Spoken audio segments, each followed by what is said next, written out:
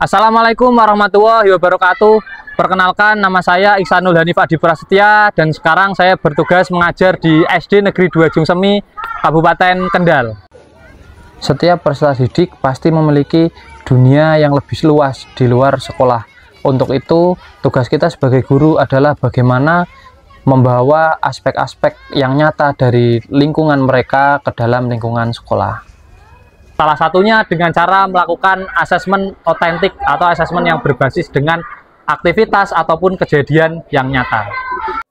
Langkah pertama, saya melakukan asesmen diagnostik awal untuk mempermudah saya dalam memetakan tingkat kesulitan peserta didik dalam aktivitas permainan sepak bola dengan memanfaatkan aplikasi Mentimeter.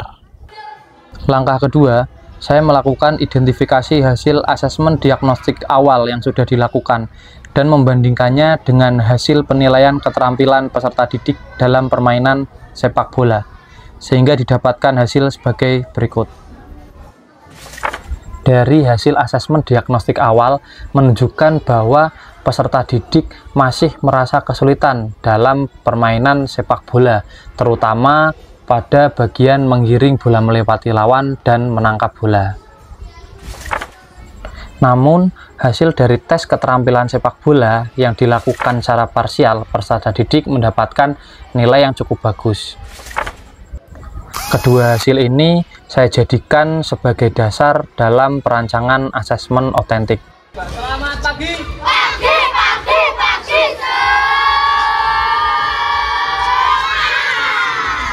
Sebelum belajar, saya memberikan salam semangat dan apresiasi kepada peserta didik. Hal ini bertujuan untuk memacu semangat dan rasa nyaman peserta didik sebelum memulai pembelajaran. Selanjutnya, saya meminta perwakilan sukarela dari peserta didik untuk maju memimpin baris dan berdoa sebagai upaya menumbuhkan student agency pada peserta didik.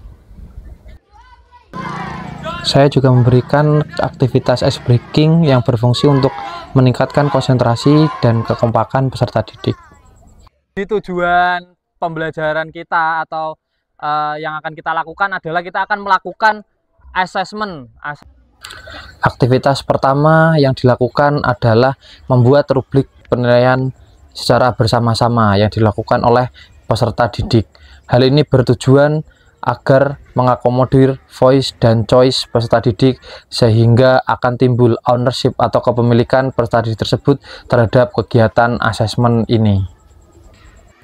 Aktivitas pembuatan rubrik penilaian ini dilakukan dengan cara peserta didik menuliskan hal-hal apa yang perlu dinilai dalam kegiatan asesmen nanti di dalam sticky note dan nantinya akan dikumpulkan menjadi satu, ditempel ke papan yang sudah disediakan. Ini kan kalian sudah memilih sendiri apa yang mau kalian nilai. Nanti Pak Hanif akan buatkan print-printannya untuk menilai. Setelah rubrik penilaian sudah jadi dan disepakati, selanjutnya adalah masuk ke proses asesmen, yang mana di dalam asesmen ini dibagi menjadi 3, yaitu yang pertama adalah penilaian diri atau self assessment, kemudian ada peer assessment atau penilaian antar teman, dan kemudian ada asesmen formatif yang dilakukan oleh guru. Sebelum itu juga dilakukan pemanasan mandiri yang dilaksanakan bersama-sama dipimpin oleh salah satu peserta didik. Selanjutnya saya memberikan sedikit pengarahan kepada peserta didik agar proses asesmen yang dilaksanakan dapat dilaksanakan secara teratur. Proses pembentukan kelompok, pembagian peran, pembagian tugas kelompok, sampai dengan pemilihan area untuk kegiatan asesmen saya serahkan sepenuhnya kepada peserta didik. Hal ini bertujuan untuk melatih kepemimpinan peserta didik. Area penilaian dibagi menjadi 3, yaitu di lapangan 2 area dan 1 di area luar lapangan. 2 kelompok berada di area lapangan untuk melaksanakan peer assessment, sedangkan 1 kelompok melakukan self assessment di area pinggir lapangan. Penggunaan area ini dilakukan secara bergantian untuk meminimalisir waktu tunggu peserta didik, sehingga tidak ada waktu peserta didik itu tidak melakukan aktivitas. Aktivitas asesmen dibuat dalam bentuk simulasi kejadian yang ada dalam pertandingan yang nyata, di mana ada peserta didik yang bertugas menjadi penyerang dan pemain bertahan. Sebagai seorang penyerang, peserta didik memerankan peran sebagai gelandang dan striker yang sudah mereka pilih sebelumnya, dan yang sebagai pemain bertahan menjadi pemain back dan penjaga gawang. Ketika 5 peserta didik ini melakukan kegiatan simulasi kejadian dalam pertandingan sepak bola, 5 peserta didik yang lain dalam satu kelompoknya menjadi pengawas atau sebagai tim penilai. Mereka melakukan penilaian kepada peserta didik yang sedang melakukan praktik simulasi dengan rubrik yang sudah mereka buat. Hal ini dilakukan secara bergantian antar rekan satu kelompok.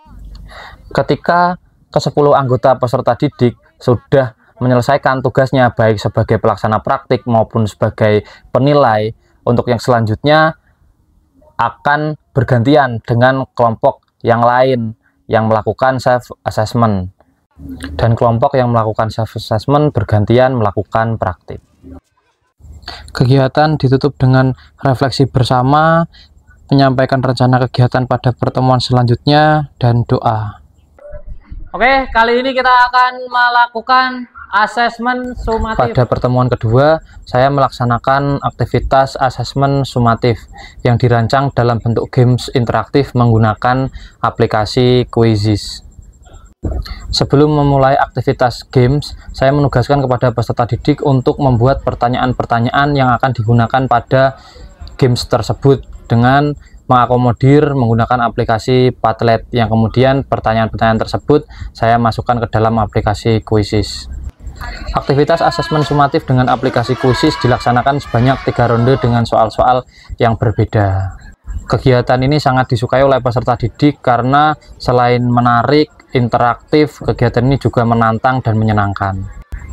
Setelah selesai melakukan asesmen sumatif, kegiatan selanjutnya adalah merefleksikan pembelajaran dengan menggunakan aplikasi Padlet dengan menuliskan perasaan, kesan, sampai dengan menuliskan saran untuk pembelajaran dan asesmen yang selanjutnya. Kegiatan ditutup dengan beryel-yel dan doa. Pohon cemara, pohon kelapa. Pohon mangga, banyak buahnya. Ayo kita belajar PJOK. Badan sehat, hati gembira.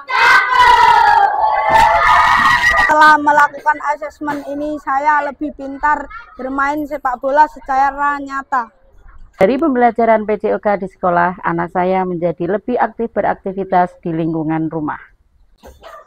Ya, praktik baik yang sudah dilakukan oleh Pak Hanif itu sudah sangat baik karena sudah berpusat pada peserta didik dan berorientasi pada aktivitas kehidupan nyata di lingkungan masyarakat. Kali ini saya akan menyampaikan praktek baik yang dilakukan oleh guru kami, Ihsanul Hadib Adi Prasetyo, bahwa beliau sudah melaksanakan pembelajaran dengan baik, terutama bisa berpusat pada siswa. Dalam hal ini, beliau juga bisa mempengaruhi rekan-rekan guru yang lain, terutama guru kelas 1, 2, 3, 4, 5, juga guru agama. Kemudian juga berdampak untuk meningkatkan prestasi di sekolah kami SDN 2 Desa ini. Sangat menginspirasi asesmen otentik yang panjenengan buat, membuat teman-teman bisa meng-ATM-nya untuk dikembangkan di sekolah masing-masing. Terus kembangkan untuk kegiatan pembelajaran dalam PJOK berikutnya.